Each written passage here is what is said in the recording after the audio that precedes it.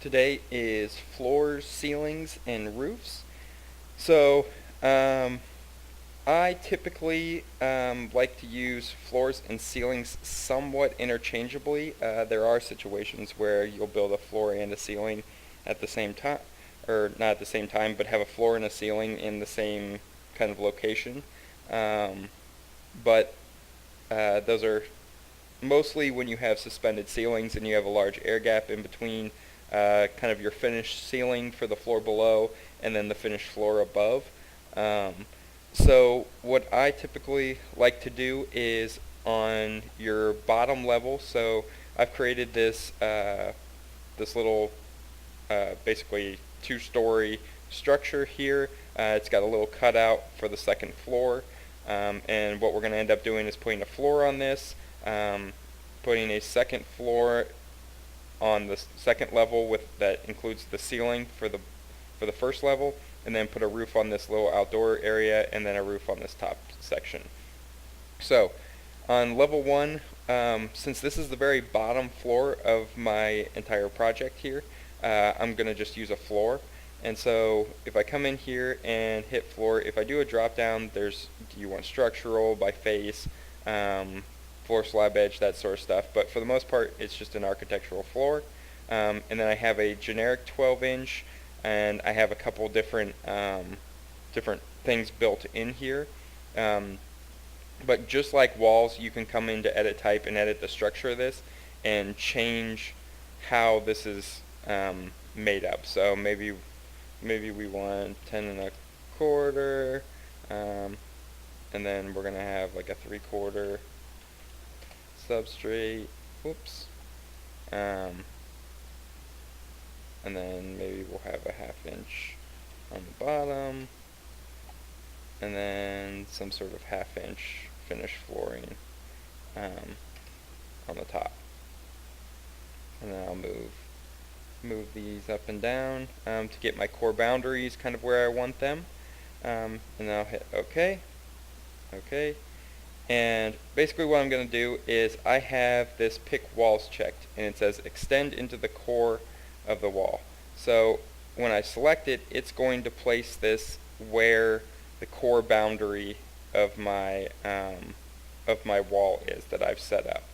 So now that I've got each one selected, I'm going to go ahead and trim those,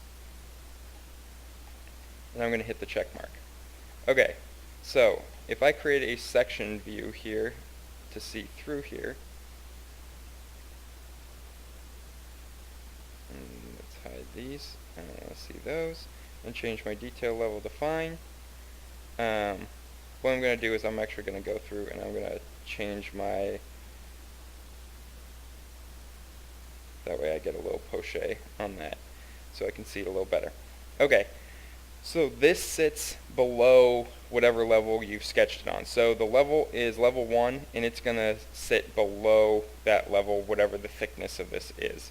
So when I look in 3D, I'm going to see this thing kind of sitting below there, which can look a little goofy, and some people look at that and say, okay, that's not quite right. Maybe I've got a foundation wall that's, or a crawl space or something like that, that's going to sit below here. So this is actually going to extend down below. So maybe I want my base offset a foot. So I'll offset this by a foot, and I could either offset these by a foot, or I could create a new level here that's called like top of foundation or something like that, and make the base constraint top of foundation. Now, once I've got this in here, I've got this weird condition that kind of it doesn't look quite right. So under modify, if I hit join geometry, I can select whatever you select first is the dominant object, and then the second one is going to be the one that it joins over top of. So I select that one, and now it's going to create this this much more accurate view of this. So I've got my substrate that runs down over the top of this because my core sits there. My core sits right here in this floor system. So now I've got my stud sitting on top of my substrate, and then my floor system taking off on this side. And then I'll do the same on this side, select the dominant object I want to cut there, and now that's starting to look a little bit more accurate in terms of what the section of this should look like. Now, that is a floor system. You can kind of come in here and change a couple different things, but for the most part, it works the same as anything else that that we've been looking at. So walls, you've got the structure, function, is it interior or exterior, how do you want to poche, like all of that sort of stuff, graphic overrides, offsets, constraints, that sort of thing. So that's just basic floor sort of thing. Now for this second level, if I create a floor in here, I could just take this floor and copy it up and then change the sketch of it. But maybe I know that I'm going to want to get some renderings out of this thing eventually. If that's the case, what you might want to consider doing is not putting a floor at that level, but creating this same structure in a ceiling. The reason for that is floors cannot host lights, whereas ceilings can. So if I'm going to render the space that's down here, and I know I'm going to want to put maybe a couple can lights and that sort of stuff to illuminate the space in my ceiling, and I put a floor there, it's not going to let me do that. You may also run into a problem where maybe you create everything, maybe you create your structure, your substrate, and your finished floor up there, and then you create a half-inch drywall ceiling that goes on the bottom. If you do that, you will be able to put your lights in, but then your lights will cut through this, but not your floor system. And when you're illuminating element, so let's say you put your can light in here, and it's sitting up into the ceiling like this. When your illuminating element is up here, it's stuck within this solid floor system, and you're just going to end up with zero light coming into the space below. So what I like to do is I like to create any floor system that is above my ground level. I like to create it as a ceiling. It's going to read the exact same, it's going to be composed the exact same, but it's going to allow me more functionality a little bit later on. So I'm going to go into level 1 because I'm creating the ceiling to level 1. I'm not creating the floor to level 2. I'm telling it I'm going to create the ceiling to level 1. So I go to architecture, ceiling, and right now it's got a 2-foot by 4-foot acoustic tile system here. So I'm going to edit this, I'm going to duplicate this and say second floor. And I'm going to change this and go through and say I'm going to change all this to make up the exact same elements that I had in my other one.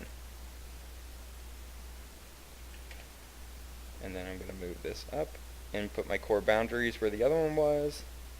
This is a finished layer, and this is a substrate. And then I'm going to change this to my poche. Say OK. OK. And right now, the way ceilings work, I've got this at height offset from level, 8 foot. So it's saying, is your ceiling 8 foot? No, my ceiling is actually going to be at 9 foot. And then I've got a 1 foot, like the different distance between level 1 and level 2 is 10 foot, but I have a 1 foot floor system. So I've got 9 foot there. Whoops. Let's go back into ceiling here. Okay, and then I have two options here. I can do an automatic ceiling. Sometimes it will allow you to do this if your walls and everything are set up appropriately, where you can see this kind of red line that highlights around there. That's the space where you can just click and it'll automatically put a ceiling in there. Or you can hit sketch. And I'm going to hit sketch and then pick walls, and I'm going to say extend into core. And I'm going to go through and select these. Now, I know that I'm going to be putting a roof system over this little area here. So I'm going to flip to the second floor so that I can select these walls here. Whoops, extend into core. And I'm going to get rid of this one so that I can extend into core there. Okay, so it looks like everything is where I want it. So now I hit my check mark. It places that at 9 foot off of, if I go into the section, it places this 9 feet off of level 1. It looks the exact same as this one does. And if I go through and do the join technique again, I'm going to join that to that, and I'm going to join that to that. So, in this instance, because my wall runs all the way up and through here, it's not going to extend this into it. It's just going to highlight this sort of detail here. So, if you want to come back and detail this out, you can do that with annotations, you can do that with little fill regions, you can do that with kind of whatever you want, however you want to detail that out at the end. You can create that pretty easily, but now I have something that looks very similar to this condition, only now it allows me the versatility of placing lights in this if I wanted to do some sort of rendering in this space down here. So, if I go to my 3D view, I did not change that to -1 foot, and I didn't do that over here either. So I'm going to select these and drop this down 1 foot. There we go. Okay, so now I have a floor system in up here, and I have essentially a floor system for my second floor, and I have a ceiling for my first floor. So now I'm going to put a roof in that's about as complicated as ceilings usually get. If you want to do something a little bit crazier, you can do, if you do a sketch ceiling, let's say you wanted to do a sketch ceiling, but you wanted to do a slope to it. If I grab something like this, and I'm actually going to pull this outside of the building so we can see what's going on with it. So I've got this flat ceiling here, but maybe I want this to vault and pitch up to a certain point. I can use this little slope arrow here. So if I click slope arrow, I can click and drag from one side to the next, and when I select the slope arrow, it'll give me some options here. I can either say, okay, the slope is a 412, or I can say, what's the difference between the height at the tail and the height at the head of the slope arrow here. So let's make it a little bit more drastic than that. Let's make it like 5 feet. Now when I hit the check mark, now you can see that's kind of pitching one direction there. So you can create slope ceilings and that sort of thing using something like that with the slope arrow. Now, for roofs, you've got a couple options here. You have roof by extrusion, roof by footprint, roof by face. Roof by face is something that I would only use if you have a really strange shape. Maybe you've got a Frank Gehry-esque building sort of thing going. So if, just like that preview shows, if you've got something kind of goofy, you can set up the structure of a roof and then click the face that you've created a massing of, and it'll automatically place that roof structure onto that face with that same shape. Roof by extrusion, you draw a profile and then it just extrudes it one direction. Can be useful if you're doing something similar to what it shows there. It's not real often that I use roof by extrusion, but roof by footprint is what you're probably going to use the most of. It's the most kind of versatile one. So if we go roof by footprint, I've got select walls here. I've got overhang, so let's say I want a 1 foot overhang. Now when I select my walls, it'll automatically put a 1 foot overhang on them. So maybe I don't want a 1 foot overhang here. I'll place those, and I can trim those off. Now, I've got the basic kind of rectangular square here of what my roof is going to be, and then you can see these little triangles on either side here. Those are telling me that each one of these lines is defining a slope, and what that means is that right now this is essentially a hip roof all the way around. So I'm going to slope from this one towards the center, this one towards the center, this one towards the center, this one towards the center. If I do that, I'm going to end up with water issues all around the corner here. So if I click that, it creates a little roof like this. So not the roof that I'm going for in this instance. So if I hit edit footprint again, I'm going to select these two lines, and there's this little checkbox here that says define slope, or you can turn it off over here. So I'm going to hit define slope and turn those off. So now these two sides are the only two that define slope. I can either change the overall slope of all my slope lines here and say instead of 912 maybe I want it to be a 512, or I can change individual slope lines here. Maybe I want this one to be a different slope than this one. You could change them individually by selecting the individual slope line and then using this little caret here. So I'm going to hit the check mark now, and now I get more of the roof that I was looking for here in the corner.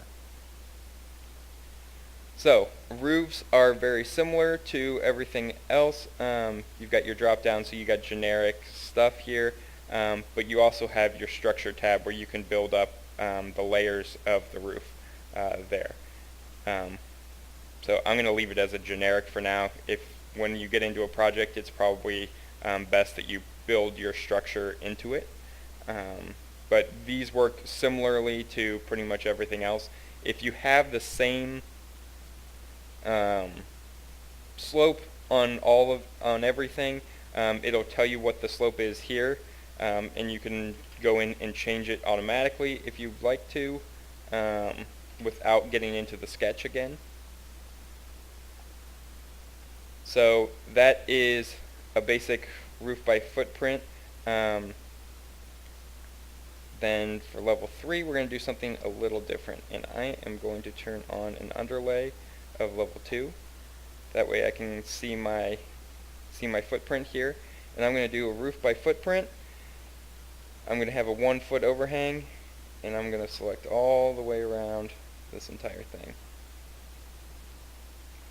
Okay, so what I'm going to do is I'm going to create gables on the ends of these two, and then maybe I want a little gable that's kind of in line over here. So the way I'm going to do that is on the gable ends, I'm going to turn the define slope off because I do not want these to pitch back. I want these to pitch sideways, but this to remain flat across there. So if I keep that like that, and let's say I make this a 5-inch slope, and I hit the check mark, now I get these gable ends here. You can select the wall and hit attach top to base, and it'll automatically attach it to the roof. And then if you move this roof up and down, the walls will automatically adjust with it. So now that I've got that, I'm actually going to change my view range on this, and I'm going to go up to 8 foot. That way I get above the ridge line there. Okay, let's get rid of this so we can see what's going on here. Okay, so I'm going to go back into the footprint, and now I'm going to create that little gable over here on the end. The way to do that is I'm going to split this, and I'm going to pull this back a little bit. And I'm going to pull this back a little bit. And then I'm going to draw another line in here. Let's see. Let's make it 10 feet. Okay. So I'm going to put a little 10-foot gable on here. So I have two lines that are defining slope, and then I'm going to turn off this one So this is sloping, this is sloping, this is not right now. If I hit the check mark here, it's going to create the same roof that I had before, but it will not if I do something different to this line.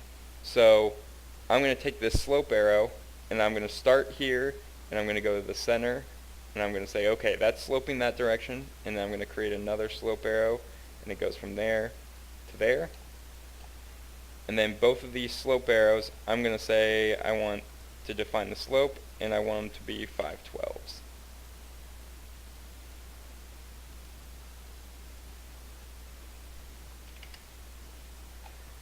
Okay, so I've created two slope arrows in the middle of this, and so when I hit the check mark, now it does something different, and now I've created a little gable there on the end. And if I take this and hit attach, it'll automatically jump up in that one little area there. So that is roofs, floors, and ceilings. Just kind of a basic overview.